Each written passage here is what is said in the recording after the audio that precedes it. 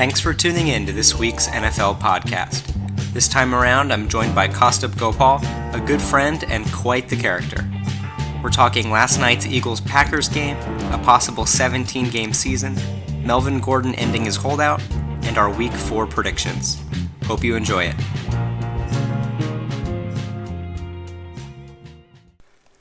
All right, Kaustubh, well, it is great to have you back on the podcast. Hopefully this goes a little better than the last time I tried to record us talking to each other. I don't even know if you remember this, but back in high school, I had you, for my journalism class, I tried to do an interview with you about the Texans, and it went off the rails pretty quickly, and you weren't giving me anything, so hopefully we get a little more today.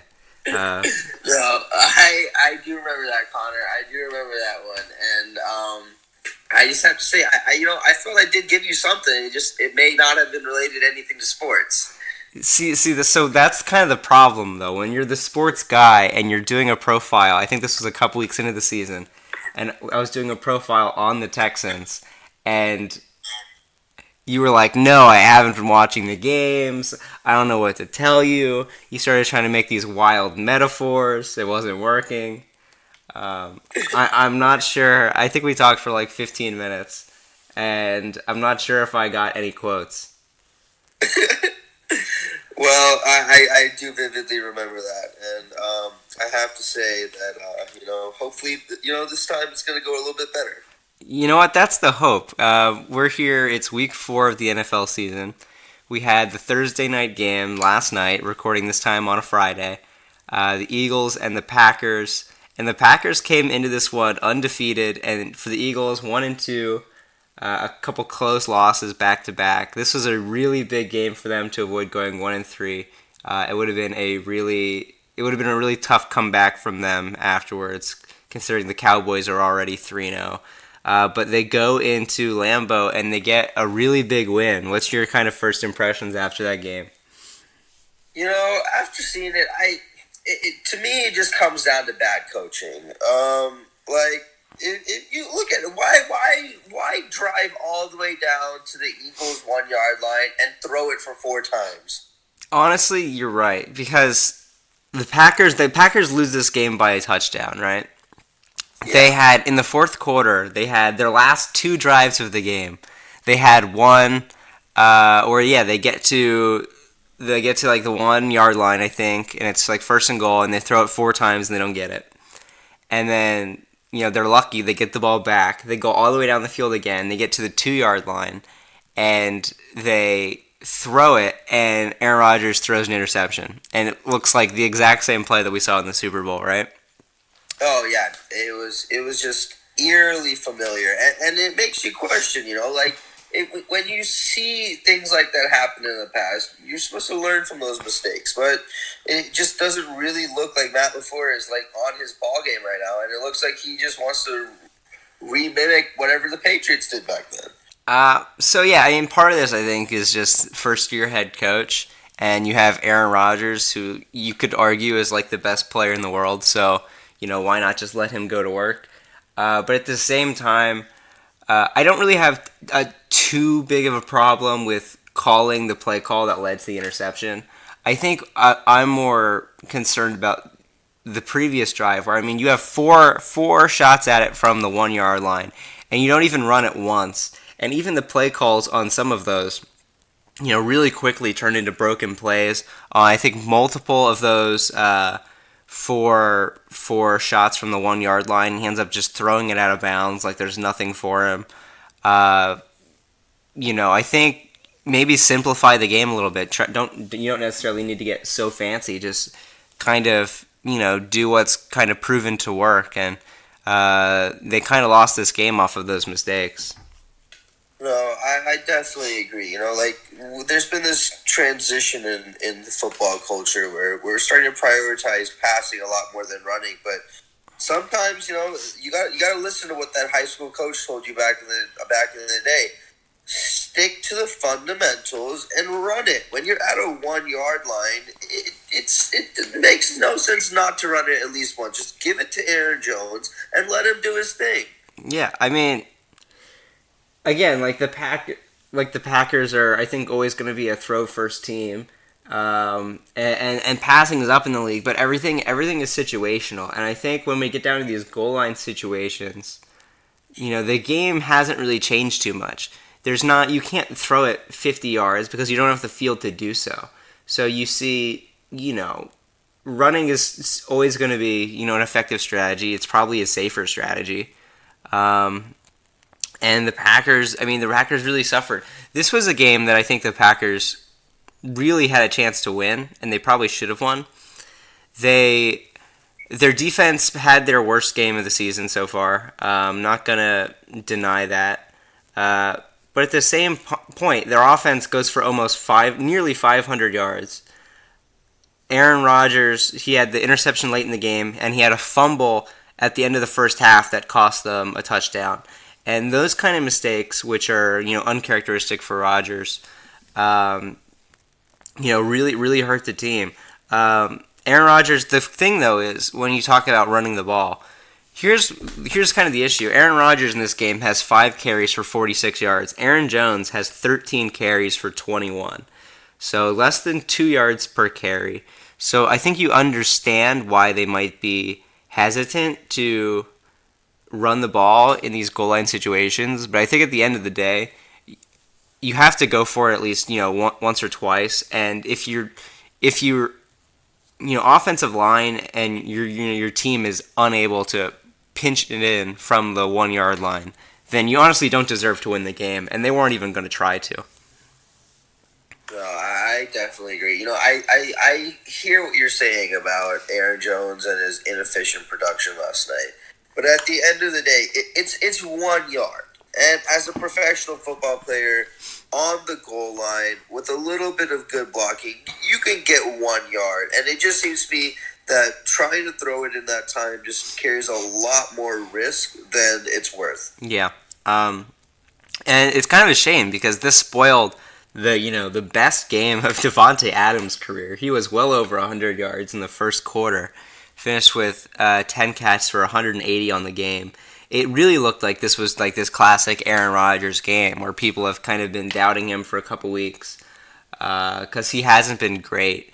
But he came out firing, and he was, it looked like an amazing Aaron Rodgers performance. And in the game, he outthrows Carson Wentz in terms of yardage, 422 to 160, right?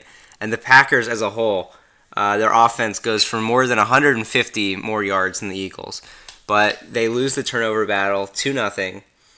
And they had the turnover on downs on their second to last drive. So essentially, that's 3 wasted opportunities to score, and when you're giving the ball back to and so when you're not getting points off of these long drives. On those last 2 drives of the game, that's probably the difference in the game, just yardage-wise. They probably went 100, 150 yards, and then they just got stopped on the goal line both times. But that is the testament to how important execution is. It's easy to move down the field, but the moment you need to score, it just feels like there's a mental block coming in on these teams, and it doesn't make sense to me, and I completely agree with you. It's a wasted opportunity. Davante Adams had one of his best games. It seemed like the Eagles weren't even trying to cover him in that first quarter. Honestly, it just seems like all the pieces were lined up for the Packers last night, and they just took a gun and shot themselves in the foot. So let's kind of move on to where both of these teams go from here. The Eagles are 2-2. The Packers are 3-1. The Eagles are they're going to need some help in this division from Dallas. They're going to need Dallas to drop off a little bit. Dallas is 3-0, but Dallas has played nobody, right? They played the Redskins to open the season. They played the Giants with Eli Manning, and this is a very different Giants team now, even just a couple weeks later. And they've beat the Dolphins, who might actually just be the worst team that we've ever seen. So, you could make the argument that the Cowboys have played the 3 worst teams in the league, and maybe the Jets are in there too. But the Redskins and the Dolphins and the Giants when they had Eli are probably the 3 worst teams in the league. So they have their first test this week. They're going to play the Saints, and we'll do our predictions for that, coming up at the end of the show. But 2-2 now with this bounce back. Do you think the Eagles can get back on their path to the playoffs like they envision themselves now? That they get this big win in Green Bay? It's tough for me to say that because when we think about the Eagles, we think about who they were when Nick Foles was there, and I think a lot of the issue right now is we're trying to keep those expectations up with a quarterback that hasn't really played that much in the last 2 years. And for me, my gut reaction is no. I really don't think this momentum is enough for them because, truth be told, they didn't win this game on their merit. They won this game because of mistakes on Green Bay's side. They didn't win this because they did well themselves. Yeah. I think it's a bit of a hot take. I think everyone would say Carson Wentz is probably the better of the two quarterbacks, but there are the concerns, obviously about injuries and if he's. I think people think, hey, he does look maybe a little rusty over the first couple weeks. Part of it is the Eagles have had a lot of injuries at receiver. But also just wondering if he's going to be able to stay healthy for long enough to kind of guide this team because they have, now he's had season-ending injuries the past 2 seasons. So, and if he goes down, it's not like you have a Nick Foles anymore. He's on Jacksonville, and even he is out for a while. But kind of looking at these divisions. So right now, we have the Cowboys are at 3-0. Rams are at 3-0. Technically, the Lions are now in first place in the NFC North at 2 wins and a tie. And then the Saints are at 2-1. And if we go into the wild card race, it's crazy. The NFC North is so good that every team in the NFC North is right now ahead of the Eagles. In the NFC West, the 49ers and the Seahawks are both ahead of the Eagles. But obviously the margins aren't that big. It's just half a game or a game. I think the NFC this season already looks a lot stronger than the AFC does. And I think, the AFC has 5 teams that are still winless, first of all. And the NFC only has 2. But I think the NFC this season will be a conference where we will see a lot of 8, 9, and 10 win teams. I think the playoff race, especially for those wild card spots, is going to be really close. And I think the Eagles are probably going to be a part of it. Although, I don't know what side of it they're going to end up on. I just don't feel like I can make a prediction right now. I need to see a little bit more in order to make a conclusive prediction. But like I said, I'm known for my hot takes and I'm known for my blasphemous comments. And I don't have the faith in the Eagles that I think a lot of other people do right now. And that may be a gut feeling and not really backed up by stats as much, but sometimes they say that heart over head, and right now I think my heart is telling me that the Eagles just aren't prepared. Look, I don't think anyone would fault you for saying that the Eagles haven't looked great this season. Obviously they started the season off against the Redskins, and they were down, I think 16, maybe nothing early on in that game. They came back to win it, but even winning a close game against the Redskins at home does not look good, knowing what we've seen from the Redskins. And this is the thing. They should be 1-3 right now. That it's as simple as that. They should not be 2-2. They should be 1-3. Yeah, and they lost to the Falcons, lost to the Lions. This game against the Packers is a close one. I think the thing is, all 4 of these games have been one-possession games. So the Eagles really, they look very average right now. And that's not where they want to be. I think a lot of teams would look at the schedule and they'd take their 2-2. The Eagles are a team that think they're going to win the Super Bowl this season, and at this point, they do not look like a Super Bowl threat to me. And not even close. Yeah, not even close. You're right. And then we have the Packers, who they dropped their first game of the season and they're 3-1. But if you look at it, I think the Packers are still in a really good spot because the Lions. 2-0-1, but I think, not as strong of a team all around as the Packers. and I think the Lions are going to drop their first game of the season this week. They're playing the Chiefs. So in that case, they'll drop down. And then the Packers have already beaten both the Vikings and the Bears this season, which is really crucial. Really puts them in control of the NFC North still. And I think the Packers, obviously they wanted to get this game and they were not able to. But I think the Packers are definitely still in the driver's seat in that division. Oh no, for sure. Sometimes you make a little bit of mistakes, and yes, we can criticize them for as long as we want here, but at the end of the day, we both know that they were the better team last night, and I think that's going to hold forward going forward, and I'm not too worried about them. Yeah, and this was the first game where that defense allowed more than 16 points. So I think they still look, pretty strong. Looking at their schedule, not the easiest one, especially coming up next few games. They got the Cowboys, the Lions, the Raiders, which should be an easy one, but then at the Chiefs. So they could, maybe get into a little bit of trouble.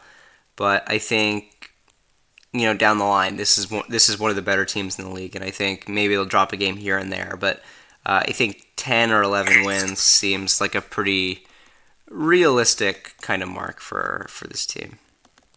Easily. Yeah. So I guess to kind of switch it up, after this Thursday night football game, we have kind of a new report. The NFL, the owners have been trying to extend the NFL season for a while now. Talks of an 18-game schedule or maybe an 18-game modification where no players can play more than 16 games, which I think was a crazy rule to begin with. I'm happy we're kind of going away with that. It feels like they're just trying to find any way possible to get more games out of their players, right? And so now the newest kind of proposal here is now, instead of the 18-game season, a 17-game season. And so this will happen because they don't want to force the players to play more games or whatever.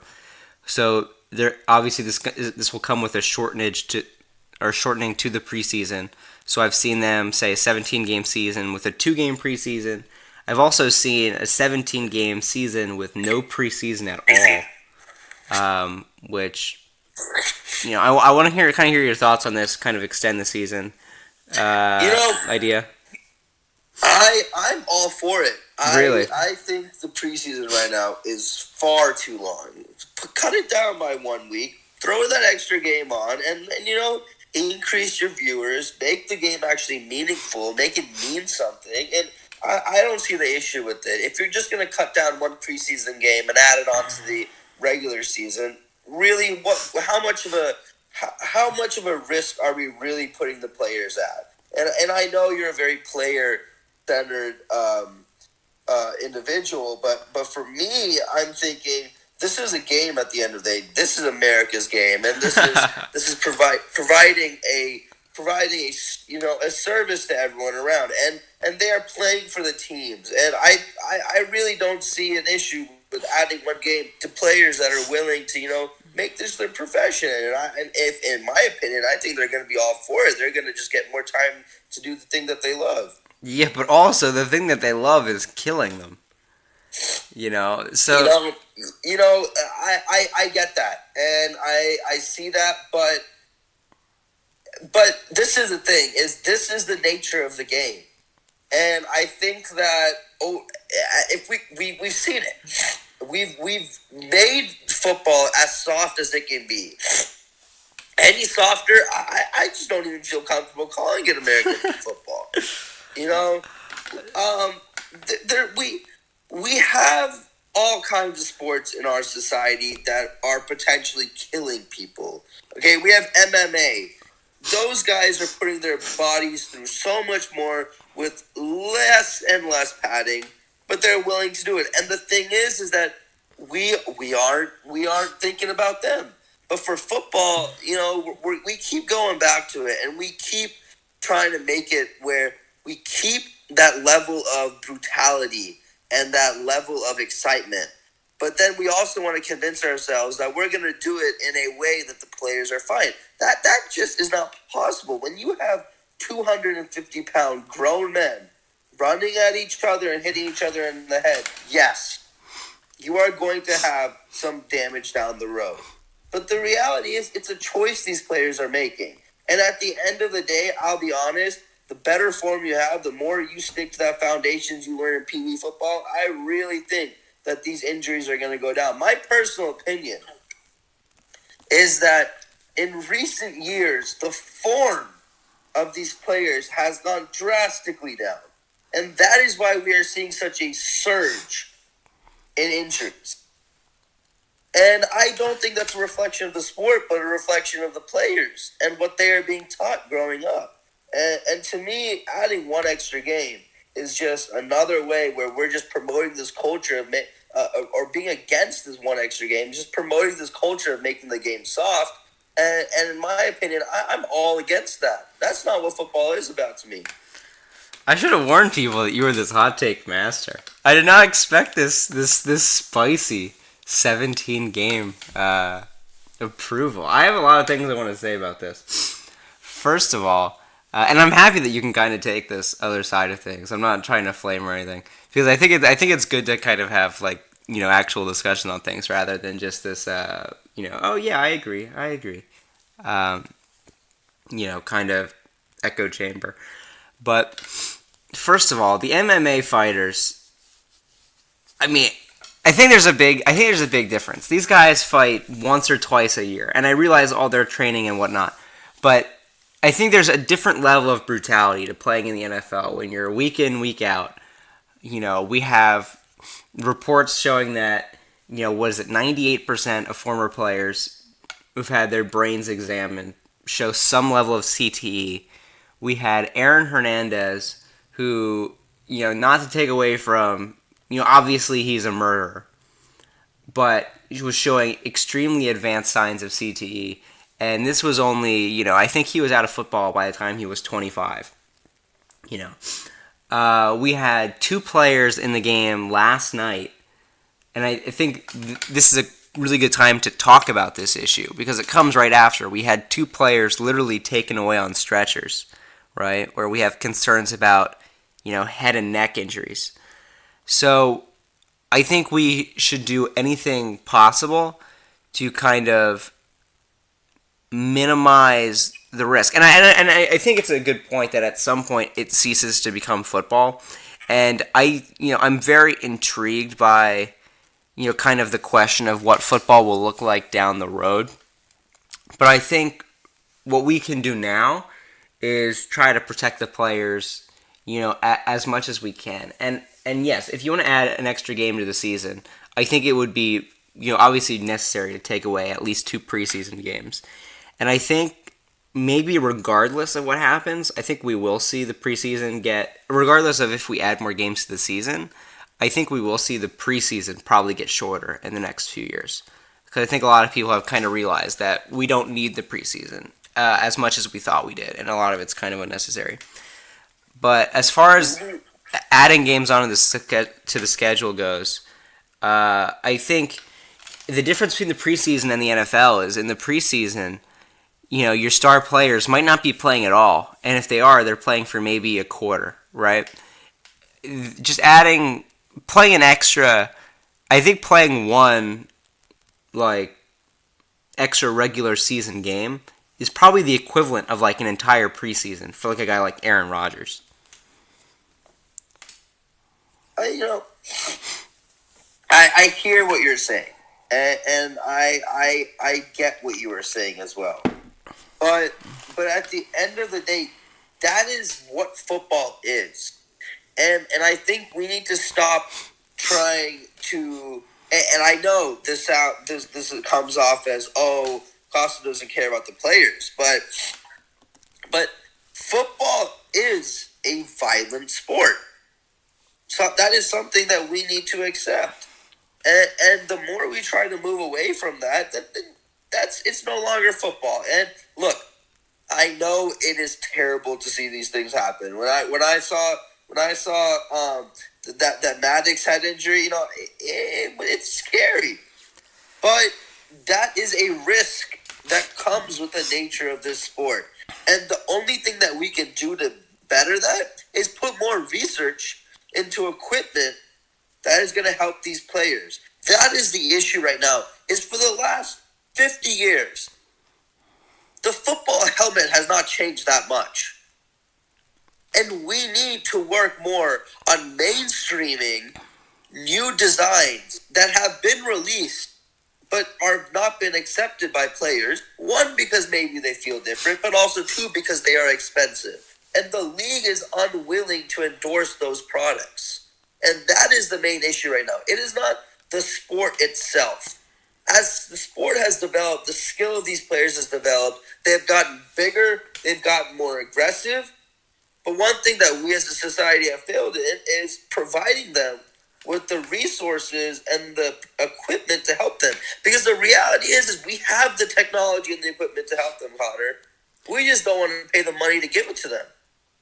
So do you think we have a responsibility, a moral, ethical responsibility to protect the players? I think when we say protect the players, we need to define what we mean by protect the players. I think when you're adding an extra game to the season, I think, and some people are saying, oh, this is good for the players, their salaries might go up. And that is, that is a potential consequence of a 17 or 18 game season. But I think... okay, so that's what I mean, is I think there's two types of protect. One is protecting the players while not changing what is actually hurting these players. And the other one is protecting the players by actually changing what is hurting the players. And by adding an extra game, all we're doing is disregarding what is actually putting these players at risk. So no, I don't think that adding one extra game is now all of a sudden this proclamation where we are now against players. We are not for protecting them. No. Adding an extra game is only letting them play a sport that they love. What we need to be doing to protect the players is improving the equipment, improving the foundational techniques, and reiterating that to the players. By adding a game, we are only giving the public, giving the players an extra week where they get to see what they love to do. I think... I mean, you can't just say that the players love it. Because I think if you ask the players, the season is, it's so long, it's so grueling.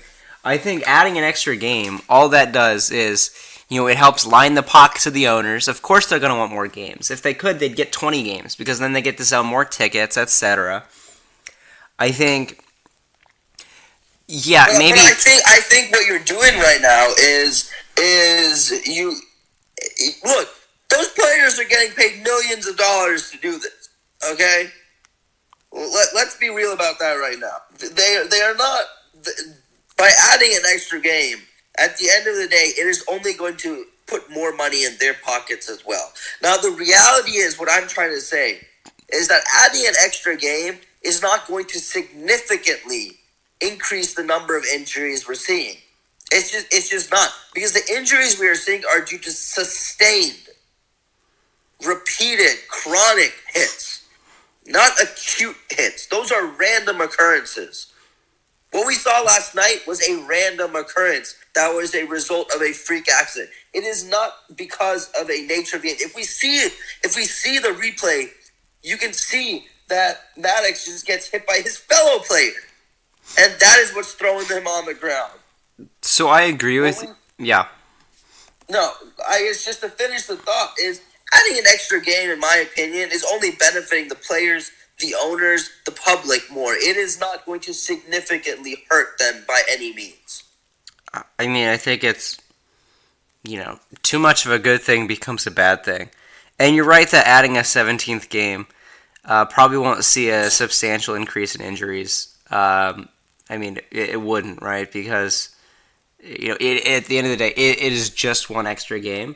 But I think if the intentions behind it, they're just trying to make money. And no, I don't really think it's in the players' best interest to force them to play as many games as possible. And I think we've seen with the college football playoff, one of the biggest reasons why people are against expansion to 8 teams is because they don't want to they don't want to put the players. They think it's unethical to put the players through an extra game, right? And in a college setting, if you play, 12 games in the regular season, your conference championship, that's 13, right? And then with the college football playoff, that's an extra 2 more, so that gets you up to like 15. And expanding it to 8 and adding an extra game, that would mean some teams would be playing 16 games, right? And people are like all up in arms about how that would be bad for the players and it doesn't have the players' best interest at heart. And that's a 16-game season, and that's what the NFL has right now. And not even counting playoffs. And of course, there's a little bit of a difference because they don't have to go to school and they're professionals, whatever. But the average NFL career is only like 3 years long, right? These guys, I think it's unfair to just say they're all millionaires because, they're really not. A lot of these guys don't stick around for very long. And I think, I think they need to be protected because the NFL is a really brutal sport. And again, I think we should try to limit. I think we should just try to limit our exposure to these things. And I think you were bringing up like technique or whatever, and I think that helps out younger levels, and it's good to teach. But when we get to the NFL, I think it's just if you're playing that many games per season, and even freak accidents will happen. And I just think adding an extra game, I think by the end of 16 games, I think we know who the best teams are in the league, and I don't think we need an extra game to mess everything up, and then some teams get more home games than road games, and I think it just causes a lot of issues, and I don't think it's a good idea. That's why we make it 18 games. Okay, but then that's just like compounding the problems, right? Now we have extra 2 games. I'm just responding to one of the complaints is that there would be an unequal distribution of home and away games. All right. Yeah, 18 is probably in a vacuum. 18 probably makes more sense than 17, and then that would get rid of the preseason entirely. But I still don't think it's the right course of action. 'Cause, all you're doing is more money for the owners, and of course the owners are the last people that need more money in today's society.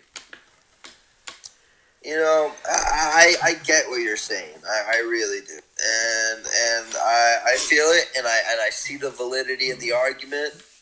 But I think at the end of the day, you and I just have different viewpoints of what the sport is and what the sport is providing to the public, and who is being prioritized here.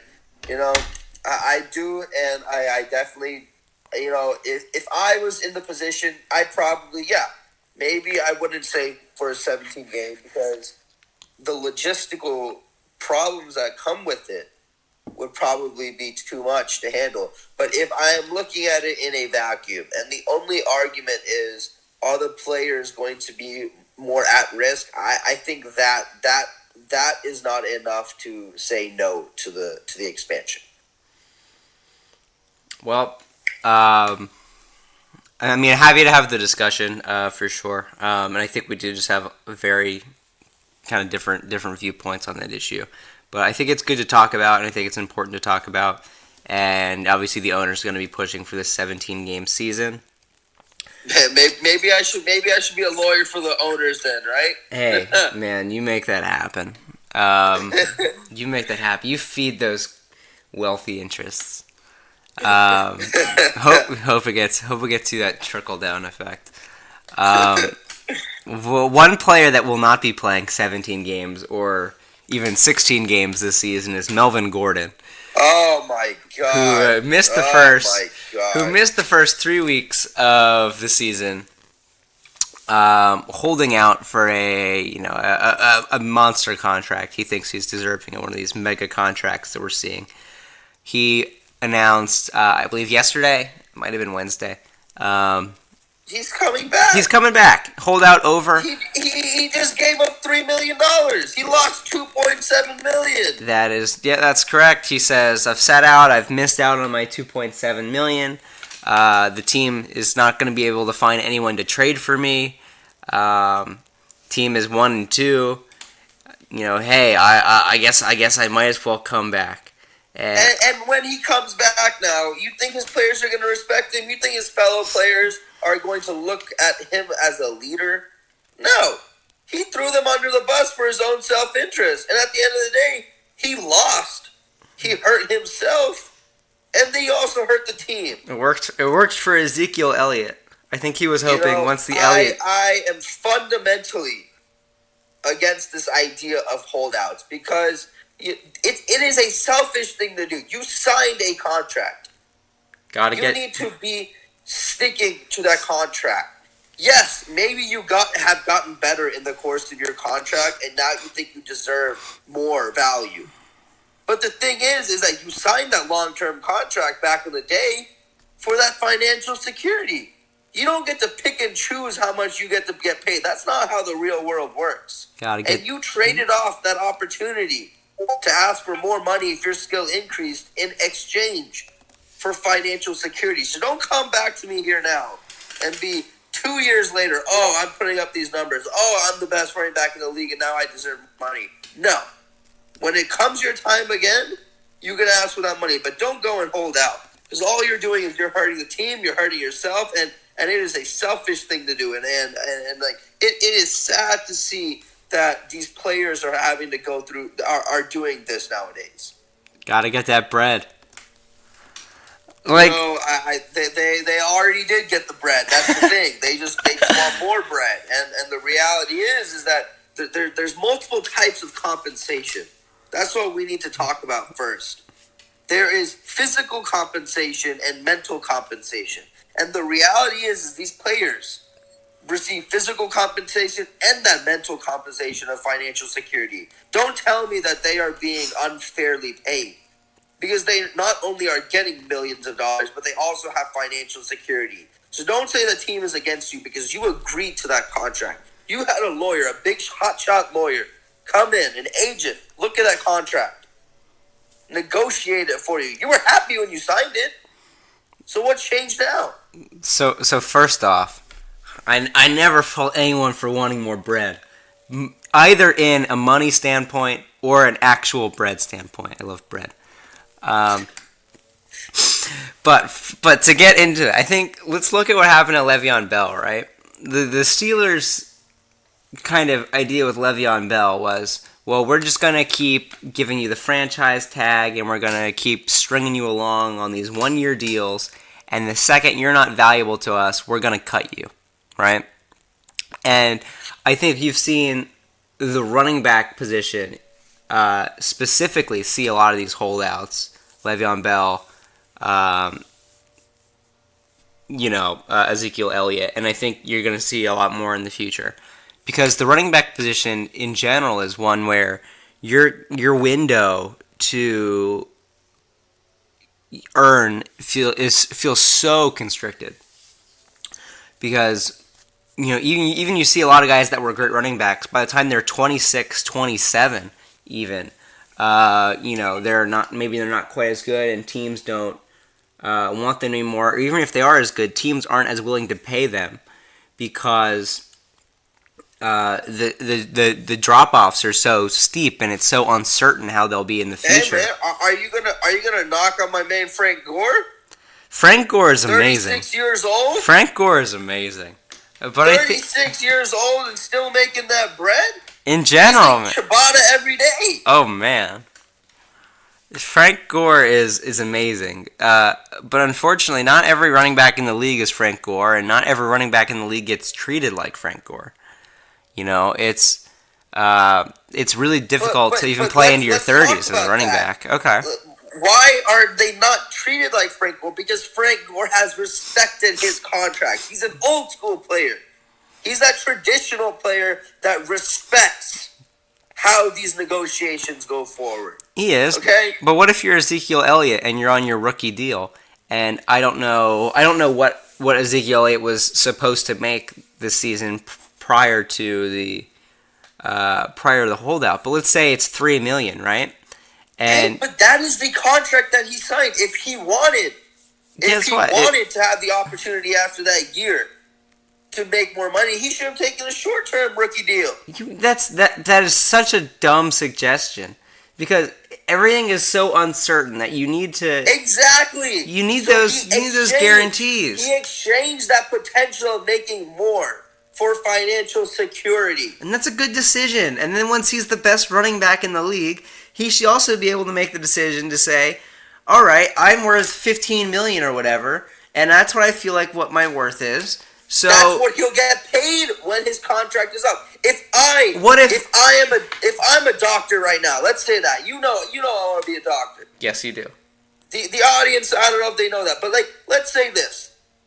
I go in, I sign a contract, I'm doing my surgeries, and then all of a sudden I have a breakthrough advancement. I become the best surgeon in the world. They're not going to give me a raise until my contract is done, and then I'm up for renegotiations. It is a business at the end of the day, and it is a smart move on the business owner to make that financial security decision earlier, where now you are getting more bang for your buck. You are prioritizing the players too much here. Yeah, it's good you don't get to just go against the foundations of negotiating and contracts because you're a pro football player. That's not how the real world works. Look, okay?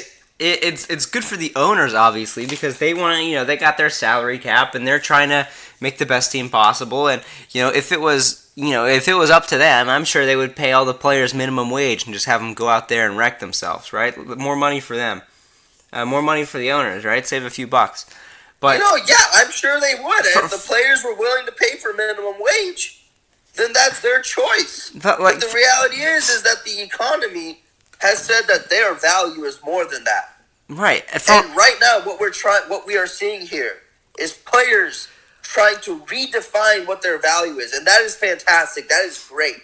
Right. And you've seen that the quarterback position has gone up every single year. It is great.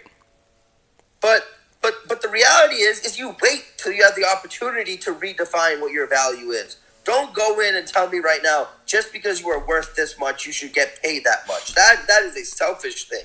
So what if Ezekiel Elliott gets a season or a career-ending injury this season, right? The fact that he didn't hold up, risk he took. If he holds out, then he just made himself an extra $10 million or whatever. At the end of the day, then he can make that decision, but it is a selfish decision. Okay, let's not forget that. That's fine. On a business move, it makes sense. Yes, it's great. He made a great business move, but let's not sit here and now commend him as if he's a role model, this idol that all players should be looking up to. Because at the end of the day, what he is doing is an action for himself. It is not for his team. When it goes into the regular season, I think it gets to be a little more difficult because, you're right, it does ultimately harm the team. But if there's no threat of you actually holding out, then there's no reason for anyone to actually pay you, right? But that's the thing, is they are getting paid, and he would get paid at his next contract. My whole issue here is when you sign a contract, that is a written agreement on both parties. Both parties have come to that agreement. You don't get to just at one point say, no, my contract means nothing to me anymore. Because then, contracts don't mean anything to anyone. Yeah. And that is my issue right now, is players removing the sanctity of agreements. So the deal is players want to make as much as they can, right? And they want to make what they're worth. And again, when your potential is so limited, I think no one's gonna say, "Oh, I'm only gonna sign a 1-year rookie deal so I can make a big contract next season." Because guess what? If they get injured or they don't play or they're not great or whatever, then they've just ruined their whole career. Exactly. So you're making my point right now. If they are not great, yeah. So that is why they pay for it. If you're Ezekiel Elliott, right now you're giving all the chips to the players and no chips to the owner, and that is the issue. So Ezekiel Elliott right now is 24 years old. I guarantee you, if Ezekiel Elliott waits a year and he signs this contract at 25 years old, he probably wouldn't make as much money as he would signing it at 24 years old, just because he's a year older and there's more risk, right? So that's fine. So That's fine, so but I'm he not so gonna sit here so and be he what he did so he was knows a that. right decision. So he It was a knows that. selfish decision. So he's trying to make his. So he's trying to look out for himself, and he says, if I wait this year, I might get hurt, and my value will go down just by a factor of age. So it makes sense for him to get the contract when he can and when there's no concerns. Like I said, in order for him to be able to do that, he has to negate the sanctity of a contract. And if we are going to be moving in that direction where that is okay, I think that is an extremely slippery slope. If that's what it is, that's what it is. But at the end of the day, it's a selfish decision, and that would never fly out here in the real world. To me, it looks more like the players with the most privilege, the players that are the most outspoken, are the ones that get to do this. Well, guess what? There are many players whose skill goes unheard. There's lots of linemen out there that have gotten much better after a year or two, but they don't get to renegotiate their contracts because they are not valued like running backs are in our society, because they are not as flashy. Like, guess what? Like, surprise, the best players are going to be the ones. I don't think it's a slippery slope, because if you're not one of the best players in the league, you're not even going to be in a position to have one of these holdouts. Saquon Barkley just went down for the Giants, right, for 6 weeks or whatever. Our backup running back coming in is a guy named Wayne Gallman, played at Clemson. If Wayne Gallman said before this season started, I'm holding out unless, maybe he's making $1 million. He said, I'm holding out unless I make $3 million a year. We would just cut Wayne Gallman because, he's not worth it. You have to earn even the ability to do this, right? And Ezekiel Elliott's one of those few players in the league. He's one of the best players in the league, right? And so, it's a situation.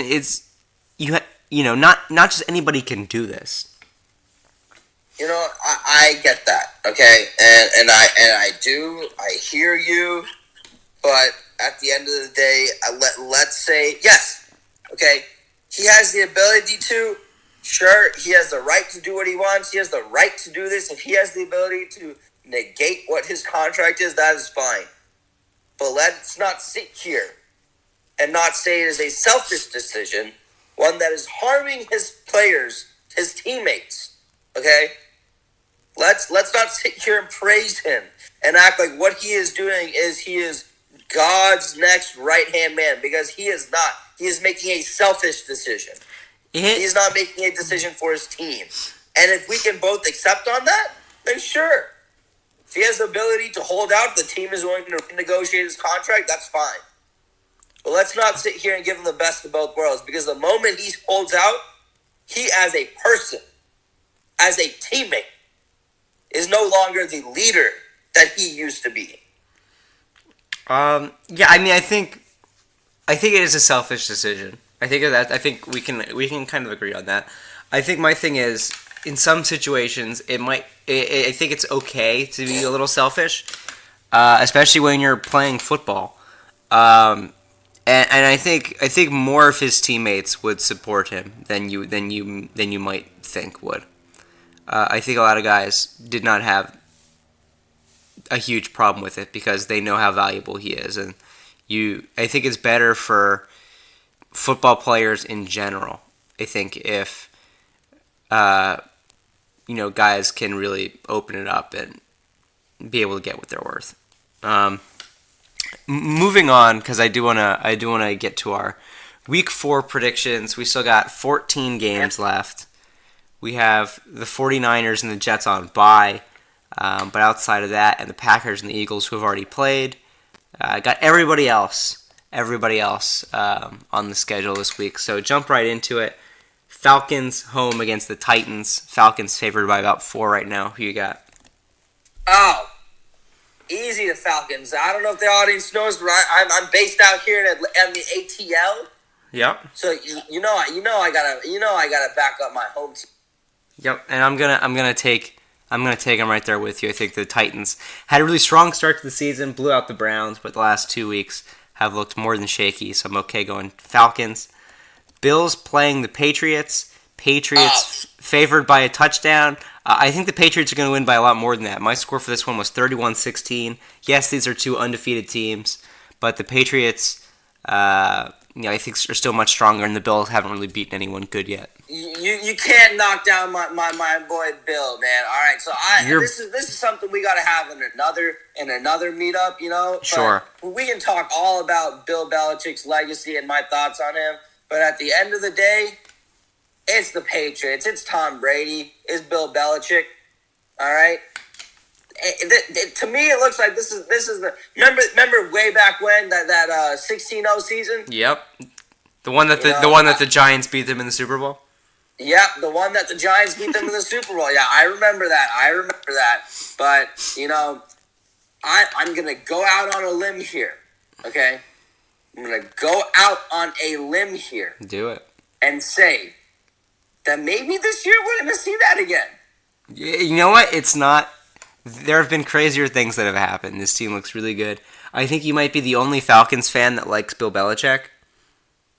You know. So this is the thing: is I don't like Bill Belichick. Okay. I think the Patriots are as sleazy as it gets. That Antonio Brown deal, that was made before it even began. Okay, that 3-hour wait, that was all a show. I think there's a very good chance it was already set up. That contract was made 3 weeks ago. And guess what? Okay? They're gonna have to pay him $9 million right now. That was a stupid decision. They're gonna pay him $9 million. That's another issue, and honestly, they deserve that. That was a stupid decision. For the sleaziness they do. But hey, I'm not gonna knock them down for what they've accomplished. Right. Sure, they may have done stuff a little bit iffy. Sure, they may have deflated some balls here and there. But at the end of the day, he's still the greatest coach of all time with the greatest quarterback of all time. So what are you thinking for this Pats-Bills game? 28-3? Man, you know, I don't think it's gonna be like that. I think it's gonna be a good game, and I think we're gonna see a 40-43, like up in that mid 40s for the Patriots, high 30s for the Bills. Maybe game. An overtime game even. Whew, okay, a little closer than I think, but yeah, Patriots all the way. Lions, Chiefs. I think we're just cool going Chiefs. Oh, okay. Now, you know, I want to say no because I'm not liking Mahomes right now. How are you not? Me and my fantasy. How are you not liking Mahomes right now? Because I should have had him on my fantasy league. So he should have been on my team. So for reference, I have Mahomes on my fantasy team, and I just happened to beat Kaustubh week 1 of the season with Patrick Mahomes. Okay, let's for the audience before we digress. Oh, too much, here we go. Let's make it known. Here we go. That half of Connor's points came from a defense and a quarterback. I'm sorry, I was smart enough to start the Patriots defense when they played the Dolphins. And a defense that is as niche as it gets, as specific, and that is not a sustainable thing. But you know that's time for a fantasy football podcast, and I'd love to do that. Look, I think it means I don't think the audience is here for that. So you know, I'm going to go with Mahomes. I'm going to go with the Chiefs, but you know, like. I think it I think it just means I'm a better fantasy manager than you. I think that's just what it means. I don't know about that. I do. I just think, you know, I think you might need to take a few tips. Maybe read a few of my articles. Oh, man. Okay. Colts are playing the Raiders. John Gruden still not doing great with Oakland, and I'm going Colts. Really? You're going to pick the Raiders in this game. Really? Even with Luck being gone? But the Colts are good, dude. The Colts look solid. They look okay. The Raiders do not look solid. Hey, okay, all right. Let's talk. Let's not knock down our boy Gruden with that spider 2-wide banana, okay? Oh, what a legend. That still hasn't come out. I'm gonna say right now that the Raiders are gonna win because of a spider 2-wide banana play. Bold call. I love it. It's not happening though. They put all their eggs in the Antonio Brown basket. Oh man, let's see. Let us see. Okay.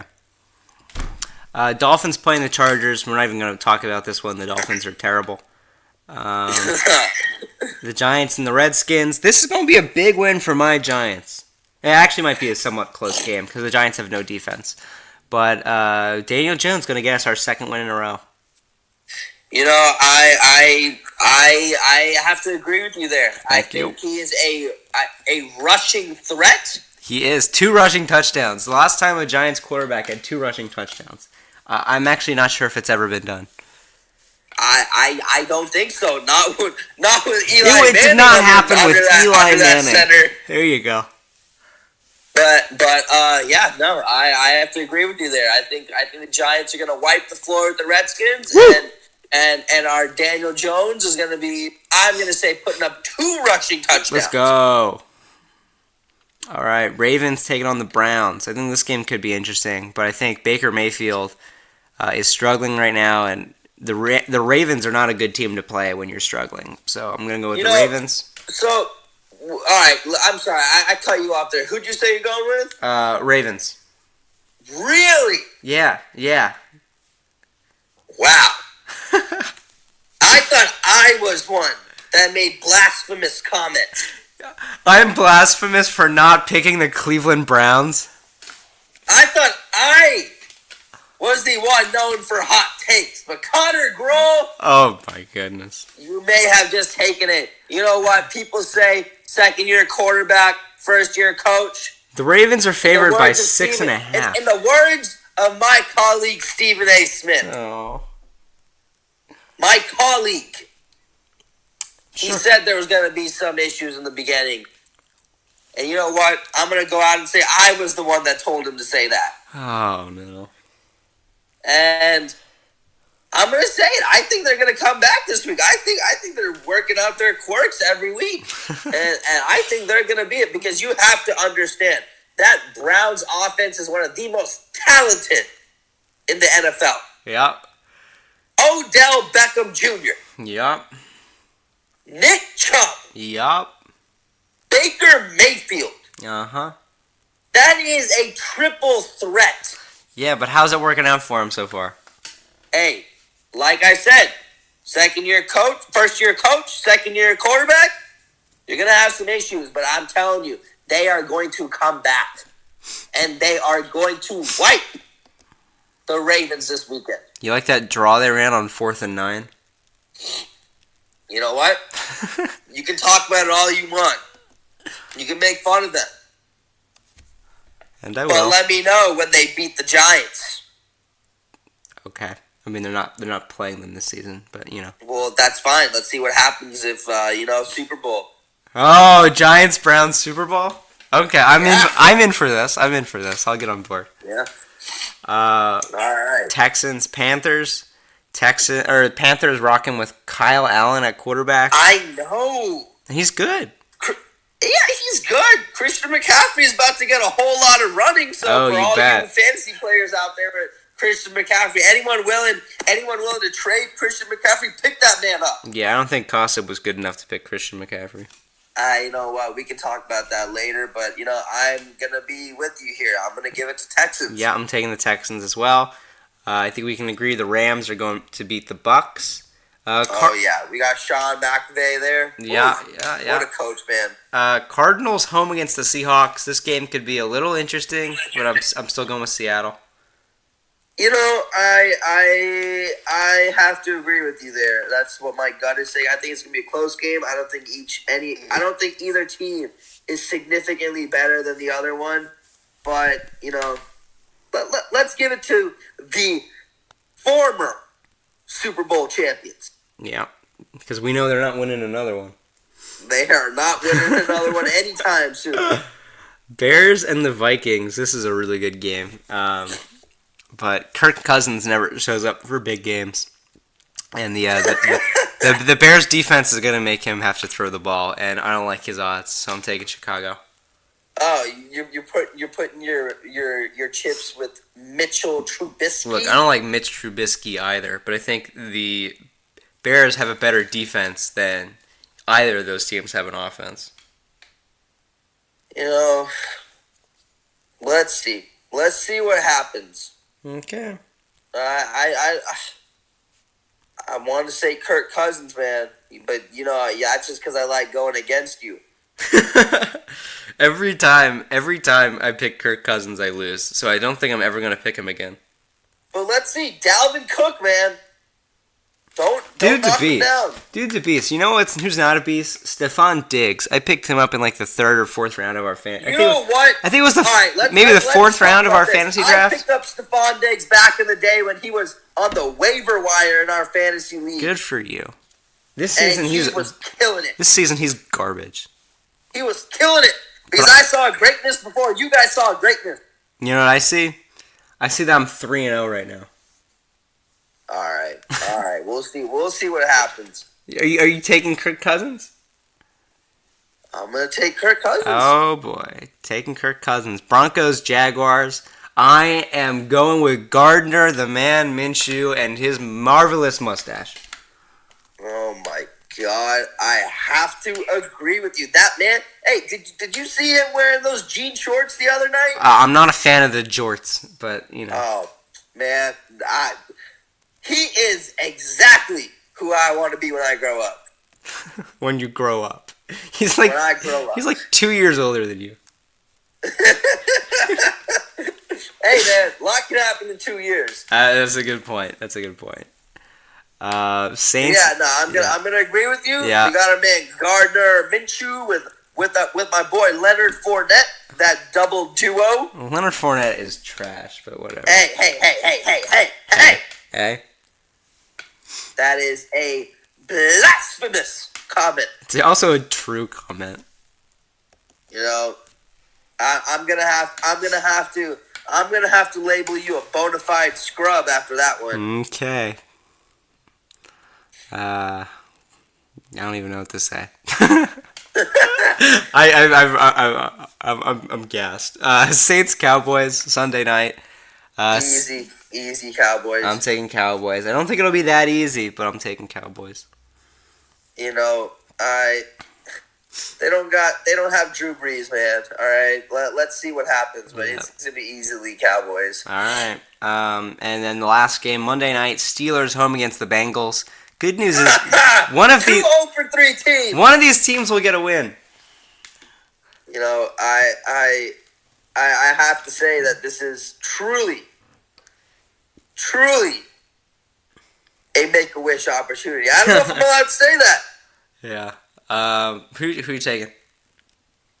I don't know, man. What are you taking? I'm taking the Pittsburgh Steelers. I think this game's going to be real close. I only have them winning by a point. But I mean, really, I think this game is a coin flip. But I'll take the home team. You know, I think because of how similar these two teams are, we're gonna have to start looking into the psyche of these teams. Okay, take me through it. The mental state that they are in, and I have to say that I think Ben Roethlisberger, Big Ben, is truly in a state of distress after everything he and AB have been through. Yeah, I think he's in a state of distress because he's out for the season. Hey. Uh-huh. We know that. All right. So, yeah, we're going to go with Steelers on that one. Okay. Sounds good to me, dude. Sounds good. Thank you for the evaluation, doctor. Of course. Thank you for having me, Connor. Oh, my goodness. Great show. Entertaining as always. You can follow me at Connor Grohl on Twitter and Medium, and obviously here on the Connor Grohl Sports Podcast, but you got here somehow, so you probably know that. New shows every week, of course. New articles throughout the week, posting almost every day at this point. We're going hard. Kaustubh, anything you want to plug? Follow me on Kaustubh Gopal on Facebook, and just thank you for checking in. My boy Connor's been grinding with his sports for the last 8 years from when I've known him. Every year it's gotten better, and I just have to say I had a great time today. That's right. We got rolling. Thank you for coming on the show. Maybe we'll see you a little later. I'm sure we're going to be talking smack outside of the podcast in the meantime, because for sure, you seem to think that you're better than everyone. I'd love to be back. Maybe we can do a fantasy talk one day. You know what? Let's do it. Once you've earned your spot. Oh, once I've earned my spot. Okay. Yeah. All right. Thanks everyone for tuning in, and we will be back on the podcast next week. See ya.